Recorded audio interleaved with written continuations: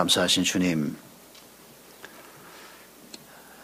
저희들은 신앙생활을 하면서 하나님 덕분에 편하게 사는 삶을 늘 꿈꾸고 있습니다. 할 수만 있으면 병도 걸리지 않고, 할 수만 있으면 사고도 만나지 않고, 할 수만 있으면 이 땅에서 좀 더 안락한 삶을 살다가 영원한 아버지의 나라로 가기를 원하는 마음이 저희들에게 늘 있습니다. 그러나 하나님께서는 저희들에게 영혼의 어두운 밤이 우리를 불청객처럼 늘 찾아올 것을 말씀하십니다.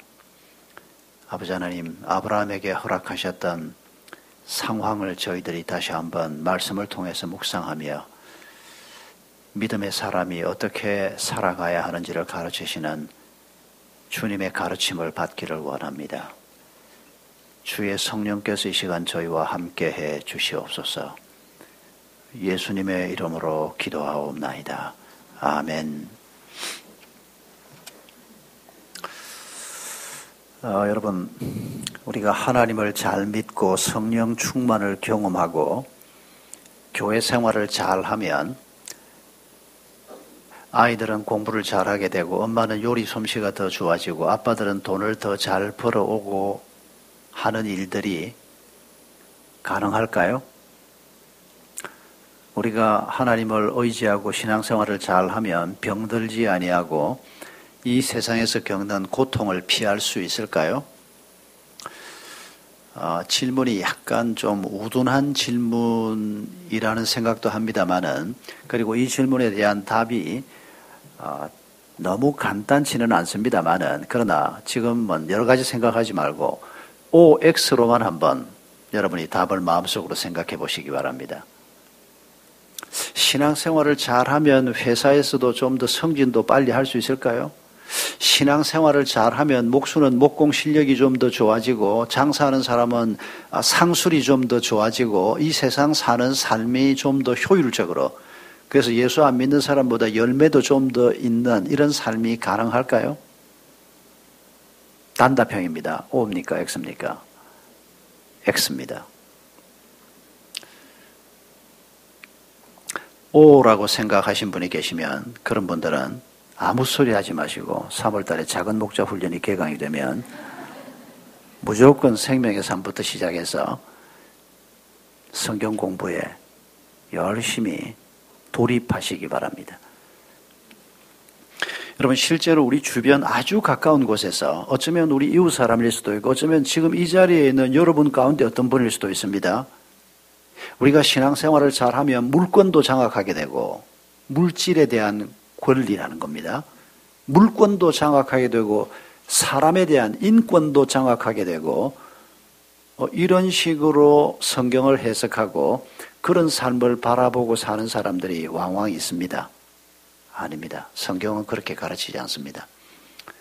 성경은 우리가 신앙생활을 열심히 해도 두려움을 피할 수 없고, 우리가 신앙생활을 열심히 해도 병드는 것을 피할 수가 없고, 여러 가지 어려움을 피하지 못한다고 성경은 분명하게 얘기하고 있습니다.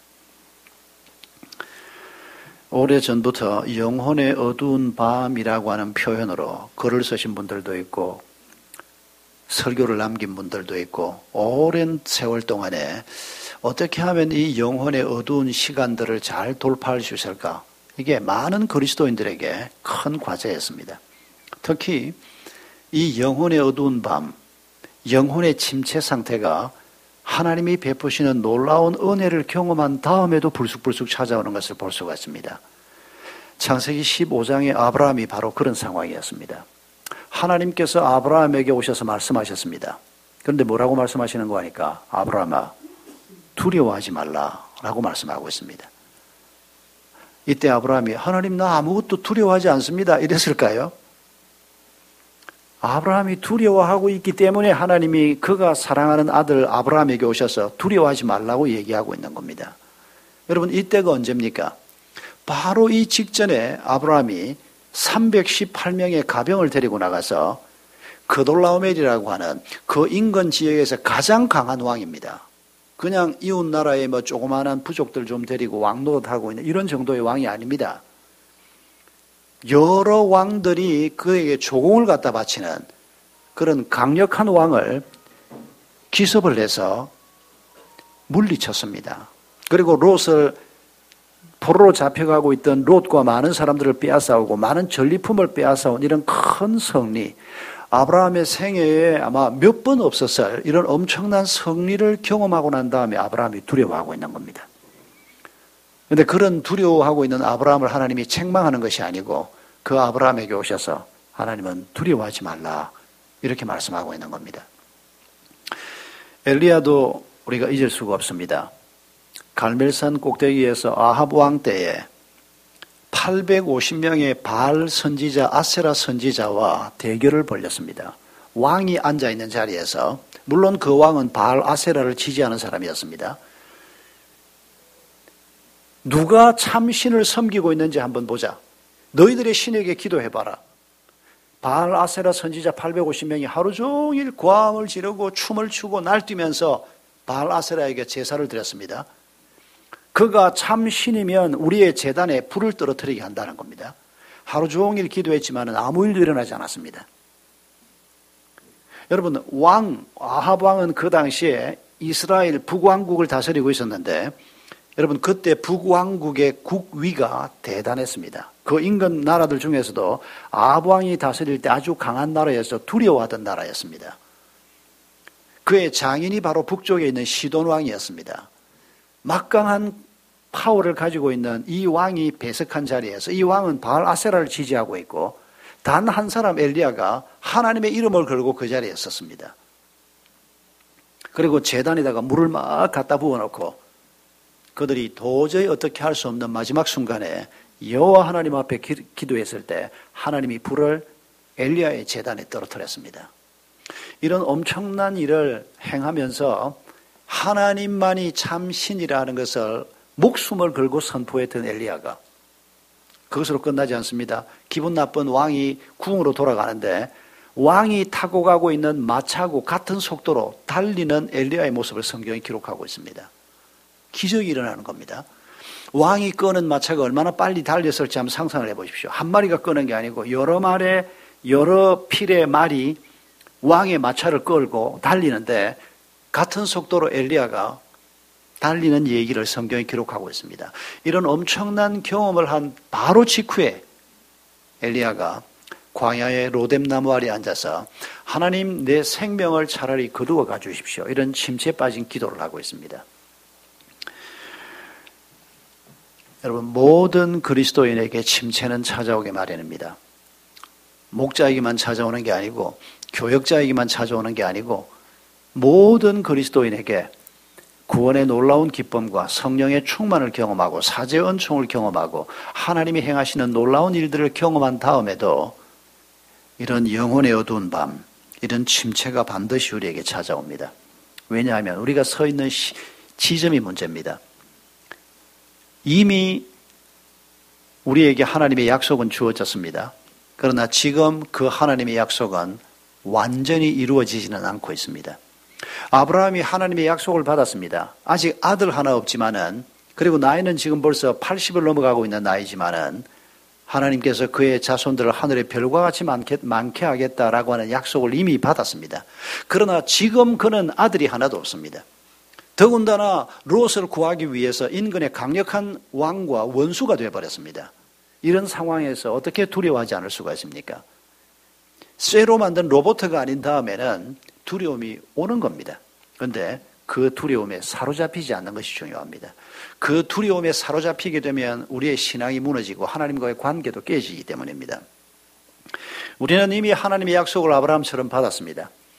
놀라운 하나님의 약속들이 우리에게 엄청나게 주어졌습니다. 그러나 아직 하나님의 약속은 우리의 삶에서 완전히 성취되지는 못하고 있습니다.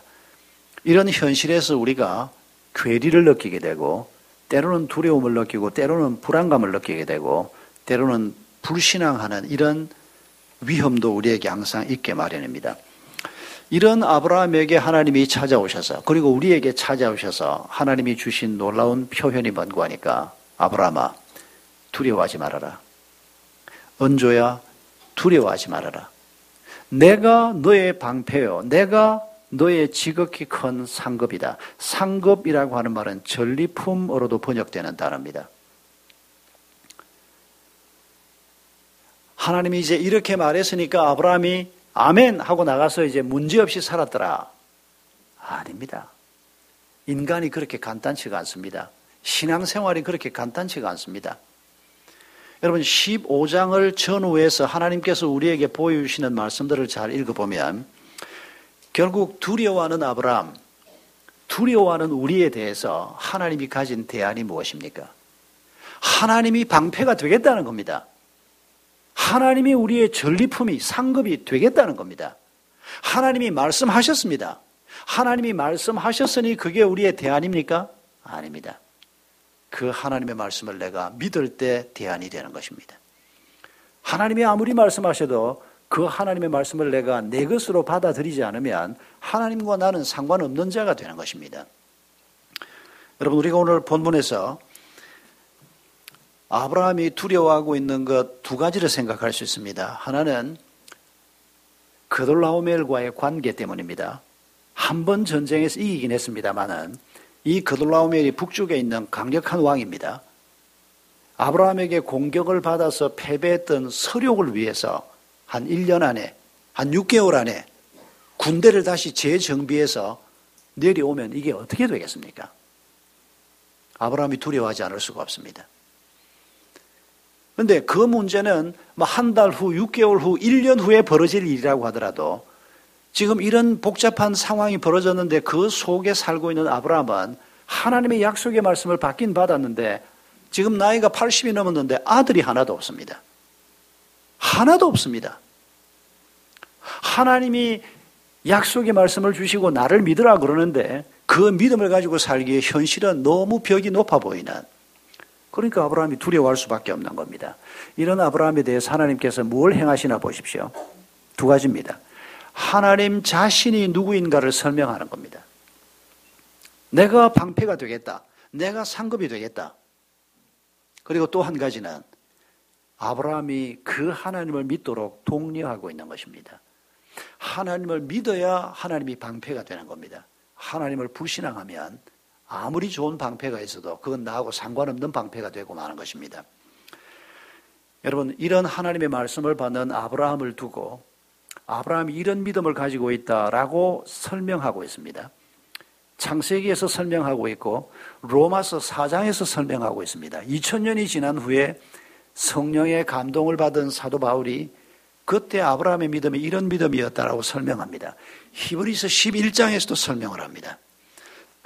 여러분 성경이 설명하는 아브라함의 믿음, 우리가 가져야 할 믿음, 그게 어떤 것일까요? 세 가지를 생각해 보십시다. 첫 번째는 하나님은 아브라함도 우리도 도저히 바랄 수 없는 것을 하나님 때문에 바라고 믿는 믿음을 갖기를 원하십니다. 여러분 아브라함이 그돌라오멜을 이기는 것, 한 번은 이겼는데 또 이길 것이다. 이게 한 번 이겨본 아브라함도 받아들이기 어려운 사건인 것입니다. 왜냐하면 그돌라오멜은 그 지역 전체를 놓고 가장 강한 왕이었습니다. 그런데 지금 왕도 아니고 그저 부족장 정도 수준인, 가병 다 해봐야 한 318명밖에 안 되는 이런 아브라함이 그돌라오멜을 또 이긴다? 이건 바랄 수가 없는 겁니다. 제가 40 초반에 한번 쓰러지고 난 다음에 의사가 운동 안 하면 안 된다 그래서 그때 이후로 이제 운동을 이것저것 해보다가 테니스를 하는데 우리 클럽에서 제가 A급 선수는 아닙니다. B급 선수쯤 됩니다. C급도 있는 B급입니다. B급이 전부가 아니고. 그런데 작년에 우리 그 클럽의 친구 목사 하나가 아들을 데리고 왔습니다. 그런데 이 아들이 누군가 하니까 실업팀의 테니스 선수입니다. 국가대표는 아직 못 됐습니다. 국가대표가 되기 위해서 열심히 실험을 했는데 얘를 데리고 온 겁니다. 얼마나 황송한지 그냥 얘가 키가 한 190쯤 돼 보여요. 나보다 머리 하나는 더 있어 보여요. 얘가 그냥 아버지 친구고 이래 설설 우리하고 쳐주는데도 이런 프로하고 테니스를 한번 해봤다. 그날 얼마나 기분이 좋았는지 모릅니다. 제가 이 라켓을 쥐고 있는 손이 약간 떨릴 뻔했습니다. 여러분, 제가 대한민국 국가대표 테니스 선수하고 단식을 해서 이길 수 있을까요? 쓸데없는 것도 묻고 있다. 그렇게 생각하지 마시고 여러분 한번 생각을 해보십시오. 못 이깁니다. 바랄 걸 바라야지 어디 그런 걸 바랍니까?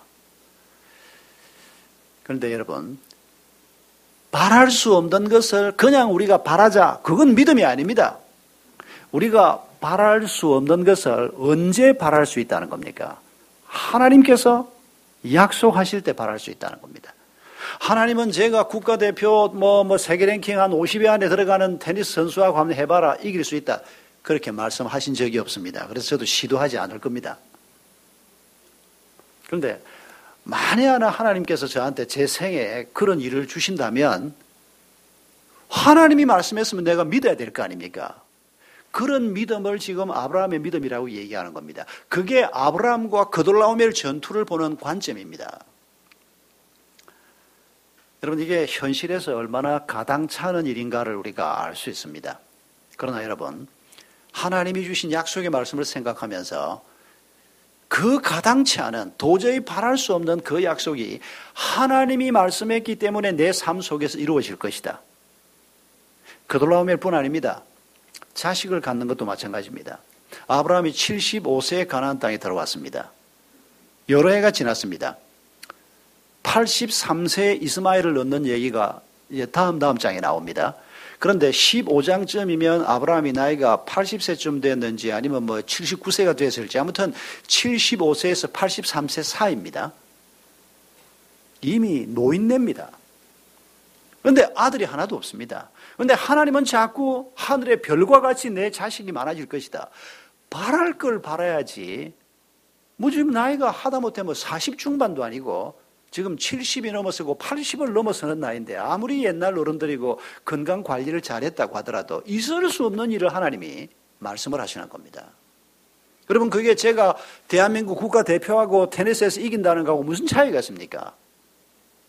그러나 하나님께서 말씀하시면 바라지 않은 겁니다. 그게 믿음이라는 겁니다. 하나님께서 여러분에게 약속하신 말씀이 무엇입니까? 생각이 안 나십니까? 큰일 날 일입니다. 하나님은 나한테 아브라함처럼 나타나서 말씀하신 적이 없어. 아닙니다, 여러분. 하나님께서 아브라함에게 나타나고 사라에게 나타나고 아브라함 집안 식구들 모두에게 나타난 게 아니고 대표자격인 아브라함에게 나타나신 것입니다. 아브라함에게 임해서 주신 말씀은 그 집안 모든 식구들이 받은 말씀입니다. 아브라함에게 주신 말씀은 아브라함과 같은 믿음을 가지고 하나님의 백성이 된 모든 사람에게 주신 여러분 대표형 언약이라는 것을 기억해야 합니다. 내가 중국 대사하고 일본 대사하고 직접 사인하는 걸 내가 한 적도 없고 내가 본 적도 없고 심지어 내가 안 적도 없지만은 그런데 여러분 우리 대사하고 저쪽 대사하고 아니면 우리 정부의 어떤 책임자하고 저쪽 책임자하고 무언가 협약을 한다고 사인을 했는데 그 사인에 내가 영향을 받게 되는 거 여러분 경험하십니까?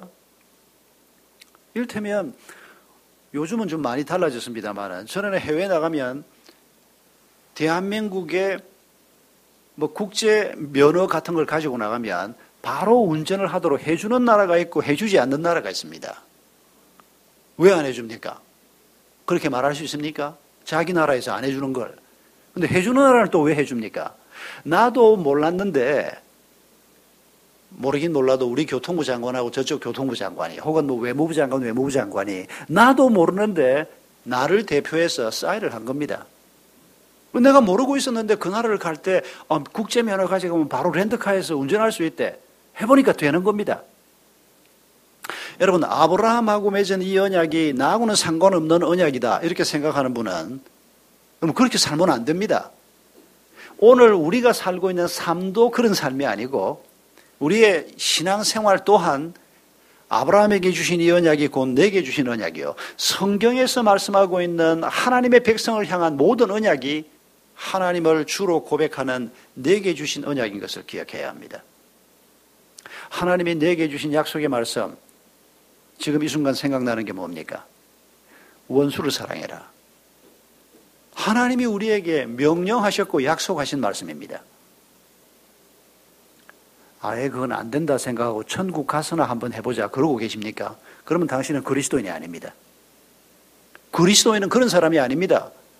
내게 주신 약속의 말씀을 붙들고 지금 내가 받은 이 약속의 말씀이 아직 이루어지지 않은 이 텀바구니에서 고민하고 이 약속의 말씀을 믿는 믿음을 가지고 씨름하고 있는 그 사람이 그리스도인이지, 하나님이 말씀했는데도 불구하고 그건 아예 안 될 일이요. 그건 아니, 거짓말 안 하고 장사를 어떻게 해? 거짓말 안 하고 세금 다 내고 어떻게 사업을 해? 이런 소리를 하면서 하나님의 말씀을 아예 무시하고 예배 와서 예배 드린다고 신앙생활을 한다? 아닙니다, 여러분. 그건 신앙생활이 아닙니다. 하나님께서 여러분 옆에 앉아있는 남편과 아내를 두고 뭐라고 명령하시고 약속하셨습니까? 예수 그리스도께서 교회를 위해서 자기 목숨을 내준 것 같이 네 아내를 사랑하고 네 남편을 사랑해라. 처음 들으십니까? 네, 처음 들으시다면 복된 분입니다. 그리고 좀 게으른 분입니다. 처음 믿어서 오늘 처음 듣는다면 괜찮지만은, 여러분, 하나님이 우리에게 명령하셨고 약속하신 말씀입니다. 우리가 그런 사랑을 가지고 서로 사랑하면서 우리의 가정을 흠도 티도 없는 영광스러운 그리스도의 교회로 세우라. 하나님의 명령이요 하나님의 약속입니다. 여러분, 이런 약속의 말씀이 성경 창세기 첫 페이지부터 계시록 마지막 페이지까지 가득하게 채워져 있습니다. 바랄 수 없는 일들이 얼마나 많은지 모릅니다. 내 욕심을 가지고 바랄 수 없는 일을 바라지는 마십시다. 이게 우리 그리스도인들에게 가장 위험한 일입니다. 그러나 하나님께서 말씀하신 것이면 바라십시다. 그게 믿음입니다. 여러분, 하갈의 교만과 이스마엘의 탄생을 성경이 꽤 길게 설명하고 있습니다. 이 얘기를 왜 이스라엘 백성들에게 들려주고 왜 오늘 우리에게 들려줄까요? 여러분, 86세에 이스마엘을 얻습니다. 여러분, 그 아들을 얻었을 때 아브라함이 얼마나 기뻤겠습니까? 46도 아니고 86세의 아들을 얻었으니, 그것도 하나님이 아들을 주겠다 계속 그러시다가 그 아들을 받았는데 얼마나 이뻤겠습니까, 그 아들이. 그런데 하나님은 그 아들은 아니다라고 말합니다. 상속자가 아니다, 언약의 자식이 아니다라고 말합니다. 그러나 내가 하갈을 축복하고 이스마엘을 축복하겠다고 말합니다. 그들이 번성할 것을 약속을 하셨습니다. 큰 민족을 이룰 것을 약속을 하셨습니다. 그러나 16장 12절을 보면 그는 덜나귀가 될 뿐이라고 말씀하십니다. 덜나귀란 말이 무슨 말입니까? 고삐가 없습니다. 들판에 있는 나귀는 주인을 위해서 일하는 나귀가 아니고 제 마음대로 사는 나귀입니다. 이스마엘은 하나님의 언약을 따라 살 자가 아니고 자기 마음대로 살 자라는 것입니다. 16장 12절에 한마디가 더 나옵니다. 이스마엘은 형제와 대항해서 살게 될 것이라고 말합니다. 형제들과 더불어서 하나님의 언약의 말씀을 받들어 하나님 나라를 이루는 자가 아니고 형제들을 대항하고 덜나귀처럼 산다는 겁니다. 꽝이라는 겁니다. 큰 민족을 이루니까 됐습니까? 그의 이름이 높아지니까 수많은 사람이 기억하는 이름이 됐으니까 성공한 겁니까? 굉장한 재산을 모았으니까 이스마엘은 하나님의 축복을 받은 겁니까? 아닙니다. 그런 모든 것을 다 가지고 있다고 해도 그는 덜나귀일 뿐이라는 것입니다. 하나님의 말씀, 하나님의 약속과는 아무 상관없는, 아브라함의 피를 타고나도 이런 자식이 있다는 겁니다. 이런 자식을 만들면 안 된다는 겁니다. 여러분, 지금 하나님께서 이 이스마엘 얘기를 그들의 실수를 통해서 우리에게 보여주시면서 86세가 돼서도 주시지 않는 아들, 이제는 단순한 육체의 아들이 아니고 언약의 아들, 그 아들을 99세 100세까지 기다리게 합니다.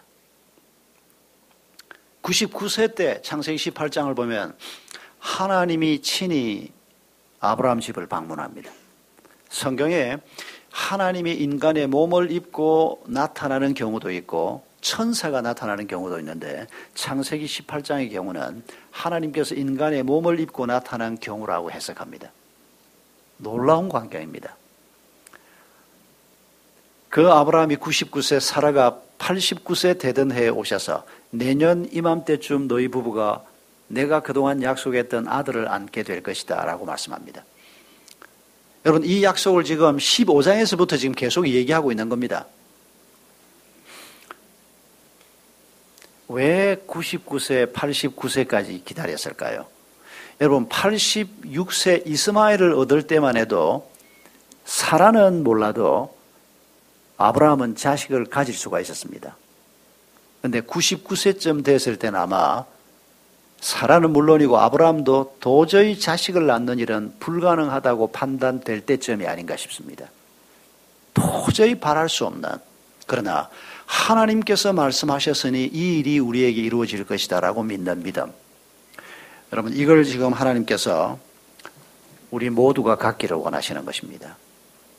그래서 여러분, 하나님이 나와 내 가족들에게, 우리 목장 식구들에게 무엇을 약속하셨는가를 잘 살펴보셔야 합니다. 그래서 어떤 분은 성경 읽기를 보물찾기라고 표현합니다. 하나님이 약속하신 것이 성경에 기록되어 있기 때문입니다. 성경을 잘못 해석하면 안 됩니다. 아까 서두에서 말씀드린 것처럼 예수 잘 믿으면 병 안 걸린다, 이런 걸 약속으로 붙들면 안 됩니다. 예수 잘 믿으면 부자 된다, 이런 거 약속으로 붙들면 안 됩니다. 큰일 납니다. 그러나 하나님이 우리에게 약속하신 것이 무엇인가를 잘 살펴보고 아브라함이 가진 이런 믿음을 가지고 우리의 길을 걸어갈 때 하나님이 우리의 방패가 되신다는 것입니다. 그돌라오멜? 아니, 그돌라오멜보다 더 강한 자가 우리를 공격해도 하나님이 우리의 방패가 되시고 하나님이 우리의 완벽한 방탄조끼가 된다는 것입니다.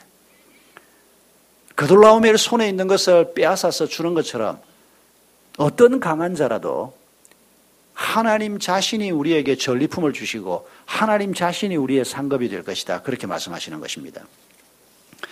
우리가 아브라함의 생애에서 또 한 가지 발견하는 것은 하나님은 우리의 환경과 우리의 눈에 보이는 것과 우리의 판단을 넘어서서 오직 하나님만 신뢰하는 믿음을 갖기를 원하십니다. 그돌라오멜은 분명히 강한 적입니다. 그 인근에서 아마 그돌라오멜이 가장 강해서 하나님께서 그돌라오멜과의 관계를 하나님께서 엮어 놓으신 것 같아 보입니다. 여러분, 이 강한 자 그돌라오멜을 바라볼 때 마음에 두려움이 생기는 것은 너무도 당연한 일입니다. 한 번 이겼지만은 또 이길 수 있을까? 당연히 두려워질 것입니다. 눈에 보이는 것은 그돌라오멜의 강한 군대, 그돌라오멜의 명성, 이런 것들입니다. 그러나 눈에 보이는 것을 보지 말라는 것입니다. 내년 이맘때쯤 너희들이 아들을 안게 될 것이다. 그때 아브라함과 사라가 어떤 모습이었을까요? 이미 폭삭 늙은 노인네였습니다.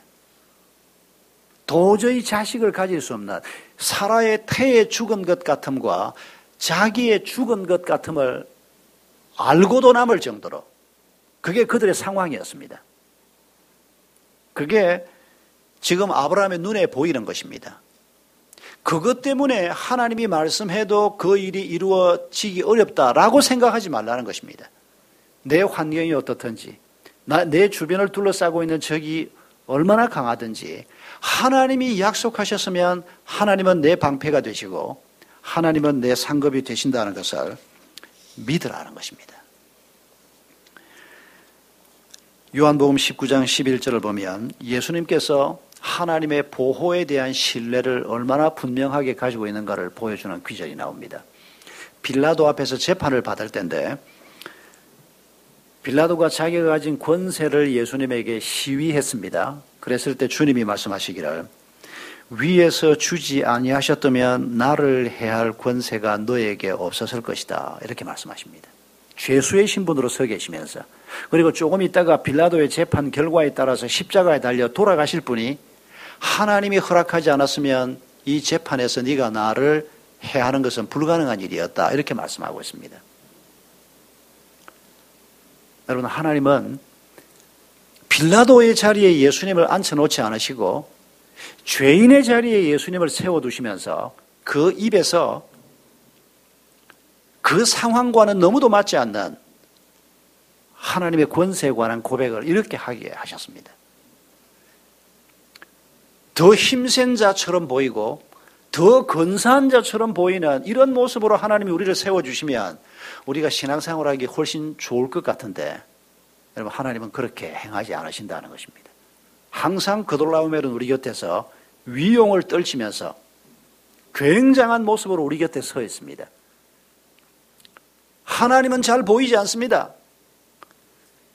엄청난 로마의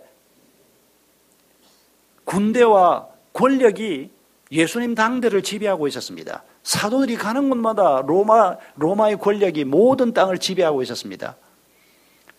그 강한 로마의 군대와 로마의 문명의 자취들을 보면서 사도들이 어떤 느낌을 가져야 하는 겁니까? 어느 순간 그들도 로마가 두려웠을 것입니다. 그돌라오멜을 두려워했던 아브라함처럼. 그러나 우리의 육신의 눈에 보이지는 않지만은 하나님만 바라보는 그런 믿음을 가지고 환경을 넘어서는, 환경이 너무 어려워 보이니까 하나님의 약속이 잘 성취가 될 것 같지 않아 보이니까 우리가 하나님의 전략과 상관없는 전략을 내놓게 되는 겁니다. 아브라함이 내놓았던 방법이 뭡니까?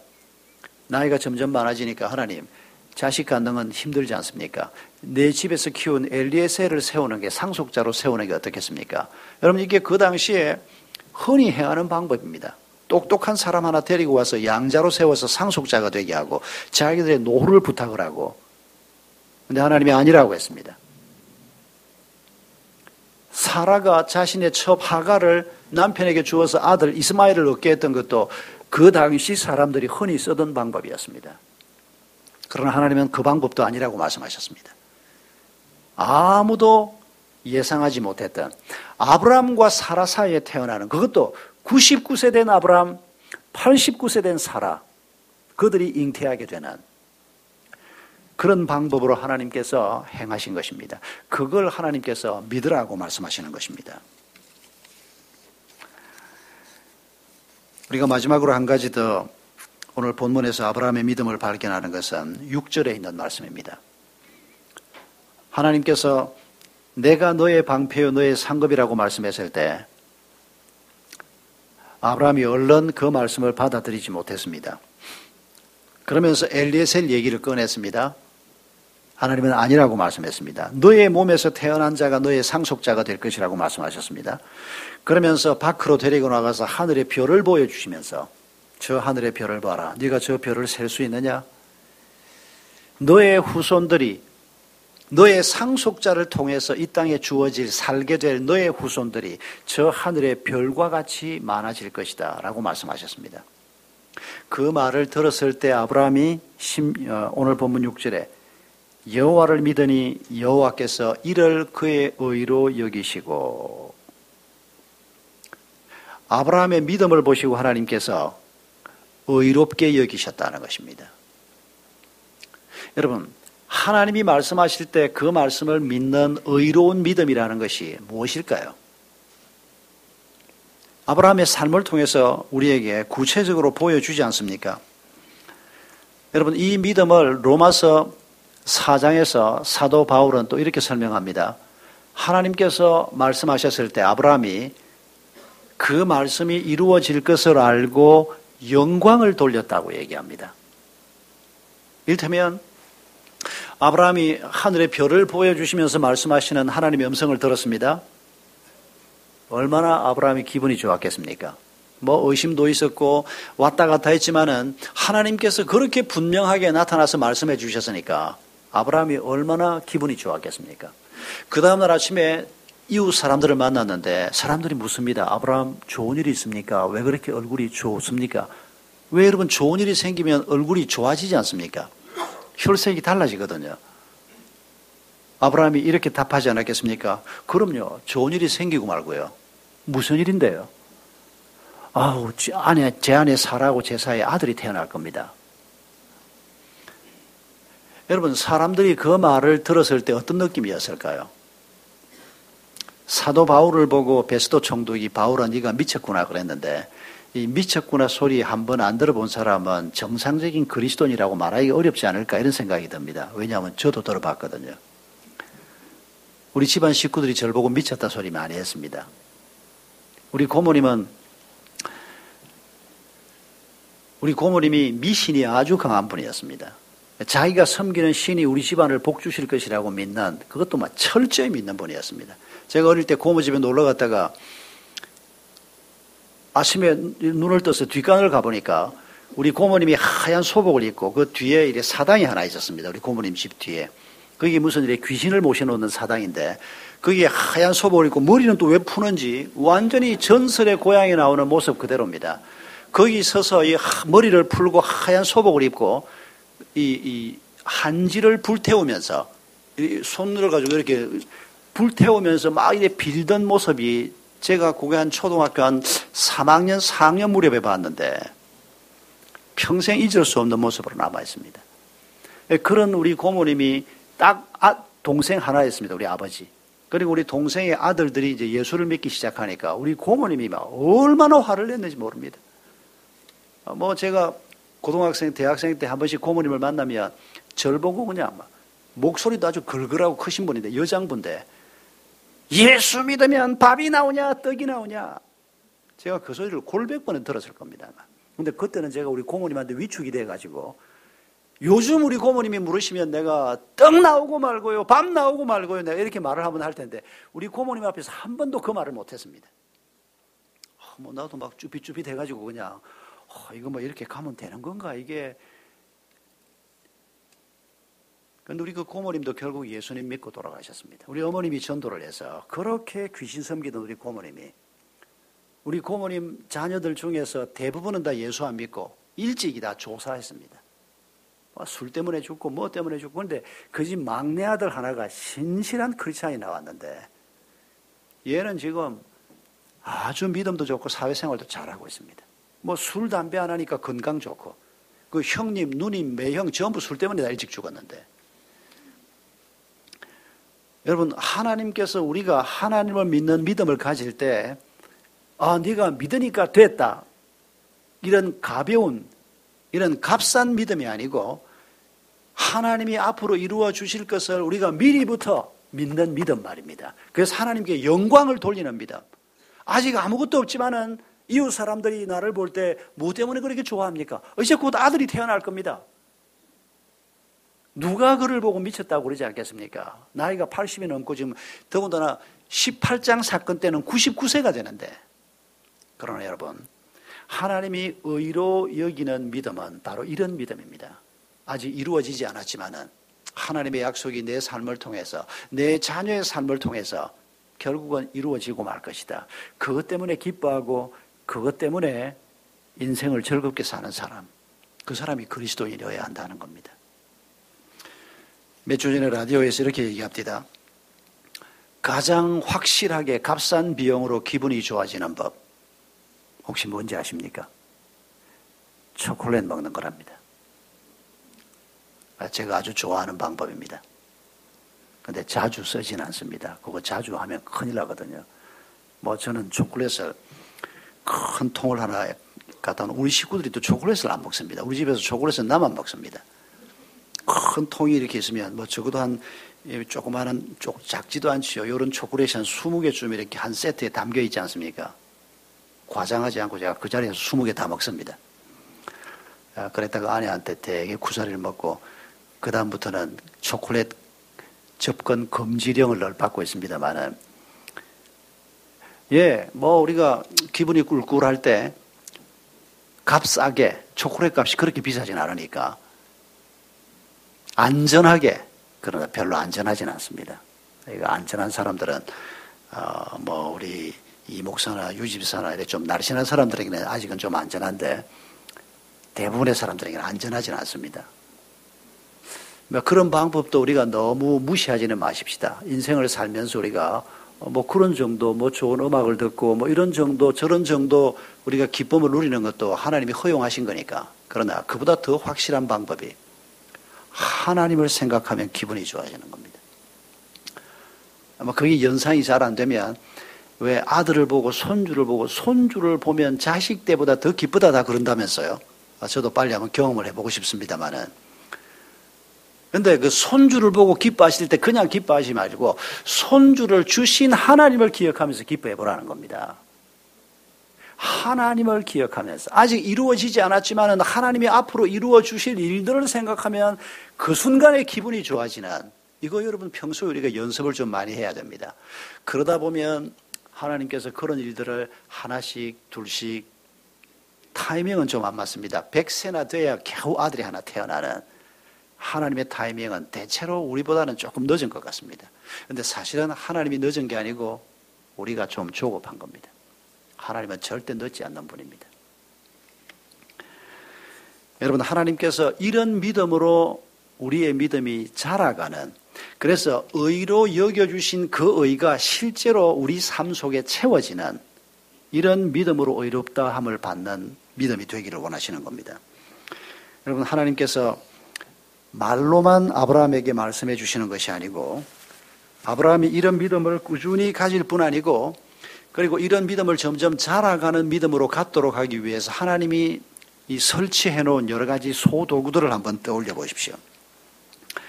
여러분, 이 믿음을 주신 의롭다 한다 의롭다라고 하는 선포를 하신 다음에 하나님께서 아브라함이 평생 동안 잊지 못하도록 이 기가 막힌 언약식을 15장에서 하고 있습니다. 성경 전체에서 가장 아름다운 장면 중에 하나입니다. 짐승을 둘로 쪼개놓고 하나님이 그 사이를 타는 횃불 모습으로 지나가십니다. 이거 아브라함이 너무 잘 아는 장면입니다. 아브라함이 꼬마 때부터 자기가 살고 있는 도시에서 그 당시 사람들이 중요한 언약식을 맺을 때마다 이런 방식으로 언약을 맺는 걸 꼬마 때부터 그가 보아왔습니다. 아마 아브라함이 다른 사람들하고 약속을 할 때 아마 몇 번쯤 이런 경험도 직접 해본 경험이 분명히 있을 겁니다. 그런데 하나님이 아브라함이 잘 알고 있는 그 방식으로 나타나시는 겁니다. 고기를 짐승을 쪼개놓고 그 고기 사이로 하나님이 지나가시는 겁니다. 이게 뭘 의미하는지 아브라함이 단박 알아봤지 않습니까? 내가 만약에 너에게 아들을 주지 않는다면, 내가 만약에 너의 자손들이 하늘의 별과 같이 많게 하지 않는다면, 내가 만약에 너의 자손들이 번성하게 하지 않는다면, 내가 만약에 너의 후손들이 왕으로 세움을 받는 일을 하지 못한다면 내가 죽으마. 하나님이 15장에서 그렇게 말씀하시는 겁니다. 평생 동안 아브라함이 잊지 못했을 것입니다.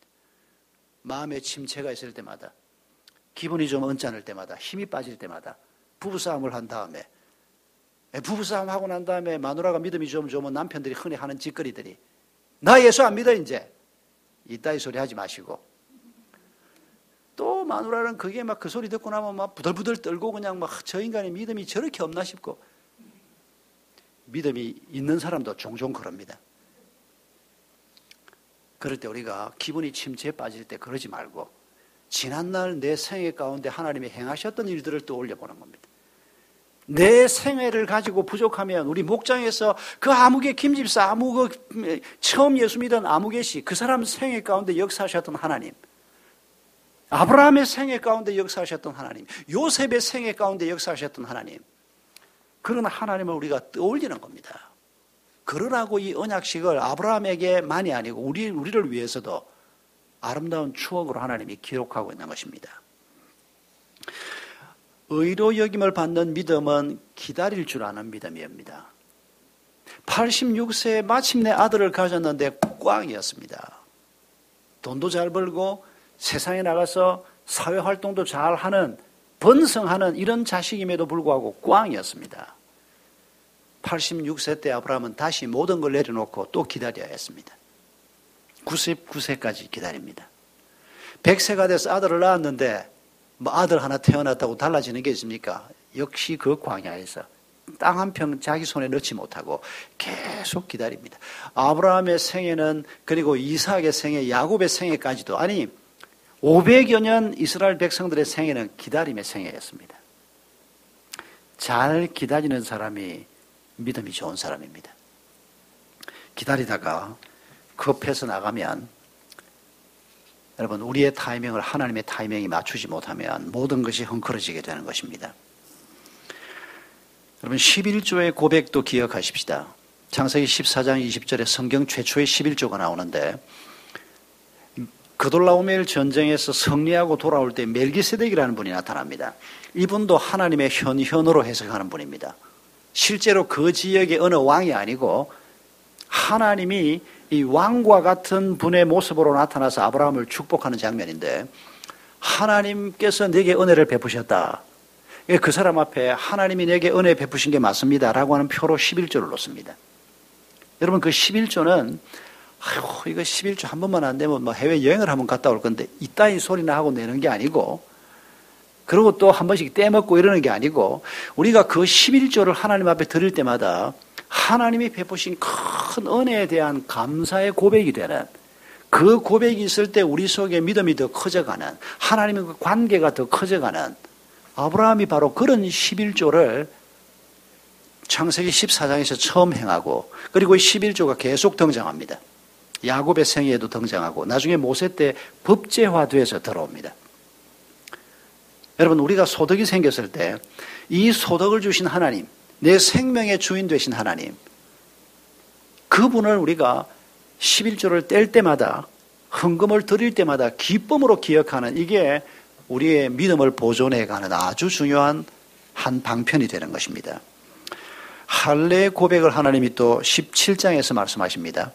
이 할례는 그 지역의 일부 사람들이 이미 행하고 있던 문화를 하나님이 가져온 겁니다.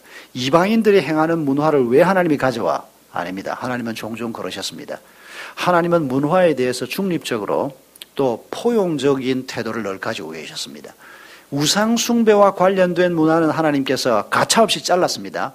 그러나 그렇지 않은 문화는 종종 받아들이셨습니다. 제가 어릴 때 추도 예배 그거 성경에 없는 거 안 하는 게 좋다 이렇게 가르치는 목사님한테 배웠습니다. 뭐 설날 뭐 예배를 드려 그냥 제사 드리는 사람들 우리는 제사 안 드리고 우리는 그냥 주일 예배 드리면 되고 이렇게 가르치는 목사님한테 제가 배웠습니다. 그 영향이 지금도 있습니다. 아버지가 40년 전에 돌아가셨는데 아버지 돌아가신 날 우리 형제들이 제사도 드리지 않고 추도 예배도 드리지 않고 세월이 지나버렸습니다. 지금 해보려고 하니까 이게 40몇 년을 안 하던 게 되어놓으니까 제가 그게 굉장히 후회가 됩니다. 뭐 제가 그거 하지 맙시다고 주장한 건 아닌데 제 마음속에 그런 생각이 있다 보니까 또 저희 집에서 제가 목사다 보니까 형님도 계시고 누님도 있었지만은 자연스럽게 그렇게 돼버렸습니다. 여러분 그게 과연 비성경적일까요? 저는 그렇게 생각하지 않습니다. 하나님이 이방인들이 쓰는 할례를 가져와서 거기에 새로운 의미를 부여해서 이스라엘 백성들의 문화가 되게 했던 것처럼 우리가 이방인 시절에 썼던 그런 형식이 있더라도 남들 제사 지낼 때 우리는 모여서 하나님 앞에 예배드리고 아버지를 기억하고 어머니를 기억하고 남아있는 부모님에게 더 효도하고 자녀들이 우애 있게 지내고 여러분 이건 절대로 비성경적이 아닙니다. 너무 지나치게 성경적이 되려고 하는 것도 잘못입니다. 성경에 없으니까 우리는 안 한다. 아닙니다. 성경에 중립적인 것들이 있습니다. 아디아포라라고 부르는 성경에서 쌀 가지고 밥 해먹으란 말이 있습니까? 없습니까? 없습니다. 성경에 없으니까 우리는 안 한다. 그게 옳습니까? 예, 틀리진 않았습니다. 나는 성경에 그런 말 없으니까 쌀 가지고 밥 안 먹고 나는 밀 가지고 빵 해 먹겠다. 뭐 그러시든지. 성경에 없다고 해서 안 한다. 그게 그렇게 성경적인 건 아니라는 겁니다. 하나님이 문화에 대해서 보여주시는 이런 태도를 우리가 조금만 더 잘 배운다면 우리가 그렇게 빡빡한 사람이 되진 않을 겁니다. 조금 더 넉넉한 사람이 될 수 있다는 겁니다. 여러분 하나님께서 이런 많은 장치들을 만들어 놓으시면서 아브라함을 한 걸음 한 걸음 인도해 가고 계시는 이 놀라운 모습을 우리가 떠올려 보면서 우리 또한 이런 믿음을 가지고 길을 가기를 하나님이 원하시는 것입니다. 환경을 보지 않고 도저히 바랄 수 없는 일을 하나님이 말씀하셨으므로 바라보고 그리고 의로 여기신 이 믿음이 점점 더 자라가는 그리고 점점 더 믿음이 굳건해져가는 이런 믿음을 가지고 우리의 길을 걸어갈 때 하나님은 틀림없이 우리의 방패가 되시고 우리의 상급이 되실 것입니다. 그리고 우리의 삶이 광야 같을지라도 이런 믿음을 가지고 우리가 길을 걸어갈 때 그 광야에서 아름다운 꽃이 피는 것을 오늘 우리가 보게 될 것입니다. 낙심하지 마십시다. 오늘 우리의 환경이 돈이 없음으로 낙심하고 건강이 나쁨으로 낙심하고 아이가 공부를 못해서 낙심할 거리가 너무도 많습니다. 그러나 여러분, 그런 모든 환경을 뛰어넘어서 하나님이 주신 약속의 말씀을 붙들고 가는 자들이 그 약속의 성취 또한 이 땅에서 보게 될 것입니다. 이런 믿음으로 우리의 길을 가겠습니다. 그런 고백으로 우리 함께 너의 가는 길에 주의 평강이 있으리 이 찬송을 주님 앞에 올려드리겠습니다. 불편하지 않은 분들은 자리에서 일어서셔서 함께 찬송